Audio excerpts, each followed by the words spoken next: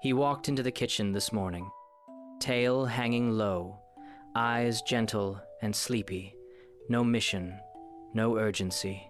He didn't inspect anything, didn't search for more, didn't wonder if somewhere else was better. He just arrived. Fully, quietly, honestly.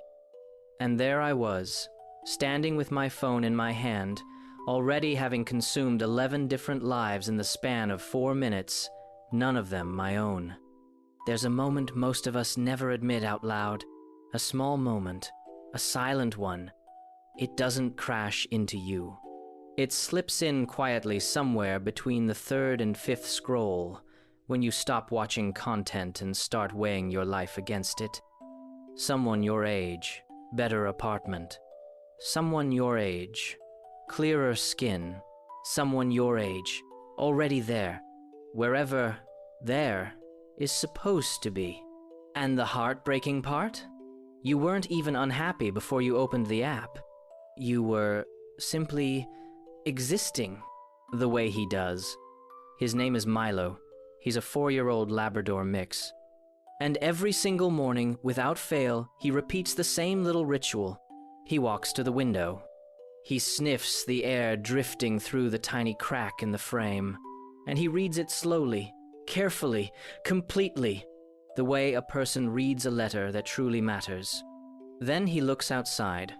Not at a screen, not at a feed, at the real world.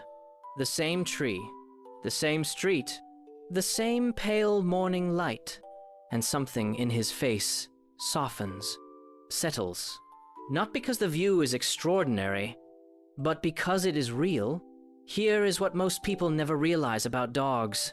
A dog's sense of identity, what researchers call its olfactory self-model, is built almost entirely from what is physically present in front of them. Not memory. Not projection. Not an edited archive of who they used to be. Just this moment. This scent. This person. This ground beneath their paws. Cognitive ethologists, scientists who study animal minds, have discovered that dogs don't possess the same self-referential memory loop humans do. They cannot sit there replaying who they were last Thursday. They cannot endlessly revisit old failures. They cannot compare their current life to some imagined version of it that another dog is supposedly living better. And, strangely enough, that is not a weakness. It is a design. A dog's nervous system is built to gather meaning from what is directly here and to let go of everything else. When Milo sniffs the morning air, his brain absorbs thousands of tiny signals. The neighbor's dog. Wet leaves after the night rain. A familiar human scent drifting from 2 streets away. Every signal is real. Every signal can be trusted. His stress response, the cortisol, the alertness, the tension, only activates when something in the environment genuinely changes. Not when he imagines disaster. Not when he compares himself to another dog's larger yard through a filtered photograph. Because he has never seen that. He has only ever seen this. Remember the question I still haven't asked you? Here it is.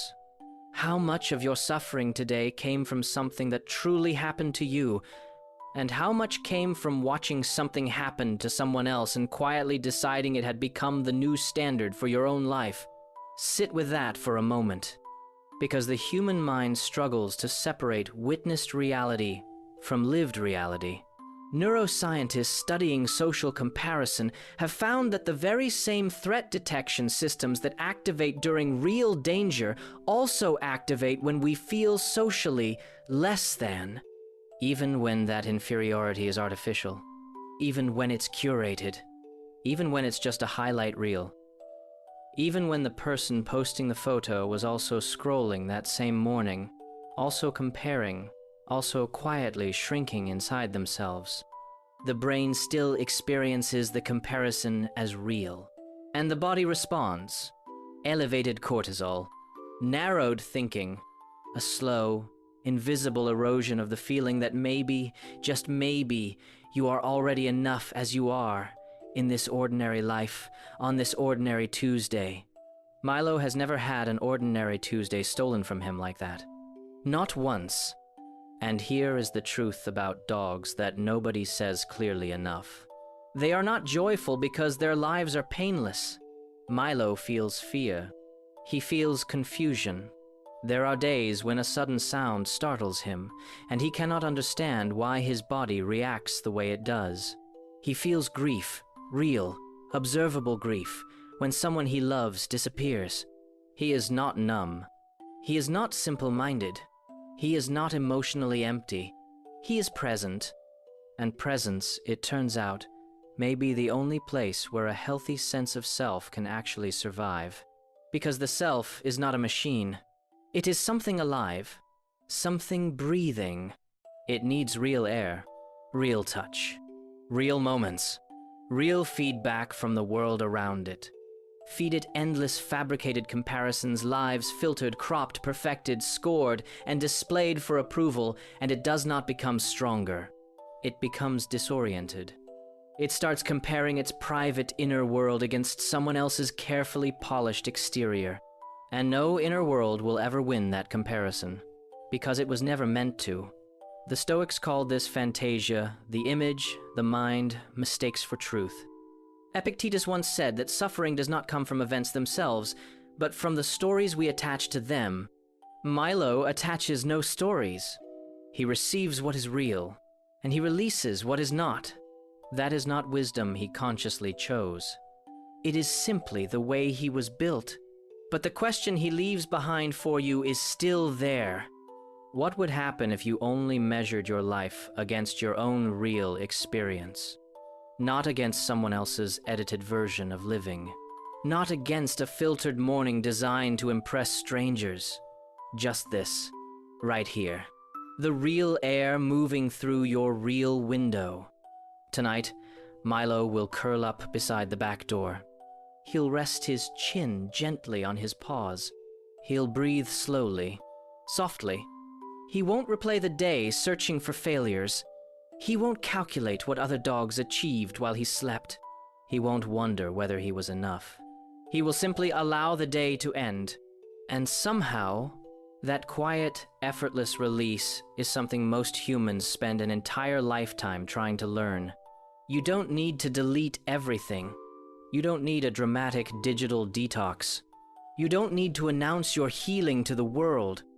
You only need to start noticing the moment you stop living your own life and quietly begin evaluating it through someone else's lens. The dog has no idea he is teaching you anything. He is simply being what he is.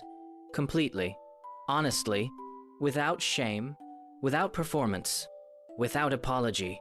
And somewhere inside that stillness, inside that patience, inside that quiet way of existing, there is something that always belonged to you too.